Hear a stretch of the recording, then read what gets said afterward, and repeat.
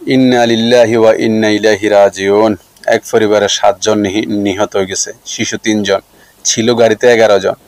প্রবাসী ভাই তিনি বেঁচে গেছেন, বাপ বেঁচে গেছেন, ড্রাইভার বেঁচে গেছেন, আল্লাহ তাদেরকে হায়াত রেখেছেন। বাকিরা মহিলা আর বাচ্চা মিলে 7 জন মারা গেছে। আল্লাহ আপনি তাদের জান্নাত নসিব করেন।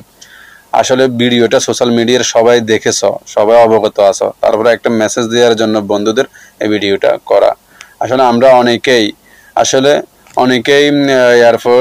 প্রবাস থেকে যাওয়ার সময় আমরা পরিবারের সবাইকে নিয়ে আসার প্ল্যান করি। আমি নিজেও এটা চিন্তাধারা করি, পরে আবার ভাবি যাতায়াতের রাস্তা ভালো না, দেশের অবস্থা ভালো না, সব কিছু মিলিয়ে সবাইকে নিয়ে আসা ঠিক না। পারলে একা চলে যাব, না হয় ড্রাইভার আর সাথে একজন মঞ্চারে নিয়ে আসবো।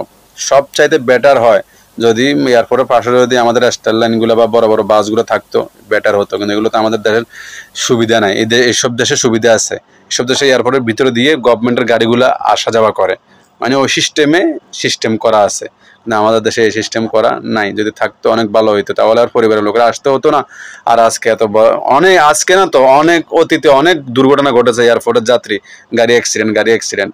এটার একমাত্র কারণ হচ্ছে ড্রাইভার ভাইরা লং ড্রাইভে আসে তো জার্নিং বেশি হয়ে যায়, আর 10 ঘন্টা গাড়ি চালায়, ওই হিসেবে ঘুমাইতে পারে না, আবার যাত্রী নিয়ে ব্যাক করে। ওই কারণে ড্রাইভার ভাইরা মনের অজান্তে ঘুমিয়ে যায়। এই ঘুমের কারণে দুর্ঘটনা সবচেয়ে বেশি ঘটে।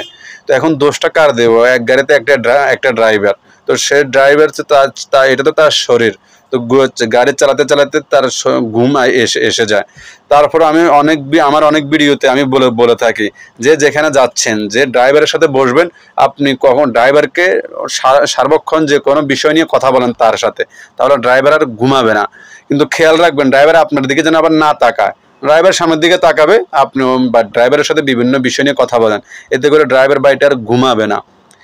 যে ড্রাইভার বাইয়ের সাথে বসে সে যদি নিজে ঘুমিয়ে যায়, তো ড্রাইভার বাই তো এমনি সে ঘুমাইতে মন না চাইলেও ঘুম আসবে। কারণ আমি নিজে অনেক দেখেছি এ ধরনের দুর্ঘটনা। আসলে কিছু বলার নাই, দুঃখ লাগে ভিডিওটা দেখে। আসলে হারে 8 বছর পরে এসেছে, অনেকদিন পরিবারের প্রবলেম সলভ করতে করতে আসা হয় নাই। ওমান প্রবাসী ভাইটা এখন 8 বছর পরে এসে পরিবারের সাথে কথা বলে শুধু একমাত্র দেখেছে, বসে খানা খাইতে পারে নাই, সন্তানদের বুকে নিয়ে আদর করতে পারে নাই। তার আগে আল্লাহ পাক নিয়ে গেছেন। 3 জন বেঁচে গেছে শুধু প্রবাসী ভাইটা, তার বাবা আর ড্রাইভার। মহিলারা বাচ্চারা বাহির হতে পারে নাই, গাড়ি স্পিড ছিল আর গাড়িতে পানির স্রোত ছিল, এই কারণে গাড়ির ভিতরে দ্রুত পানি ঢুকে গেছে। আফসোস লাগে। আসলে ভিডিওটা করার একমাত্র উদ্দেশ্য হলো এটা, আমার প্রিয় বন্ধুদেরকে যেন একটা মেসেজ দেওয়া যায়, আমরা যতটুকু পারবো একা যাওয়ার চেষ্টা করবো। একা যদি না যেতে পারি, ওই সুযোগ সুবিধা না হয়, পরিবারের ড্রাইভারদের সাথে একজন আসলে হবে। আর দয়া করি ড্রাইভারকে বলতে হবে, ভাই আমরা আগামীকালকে ঢাকা এয়ারপোর্ট যাব, আপনি ভালো করে ঘুমিয়ে নেন।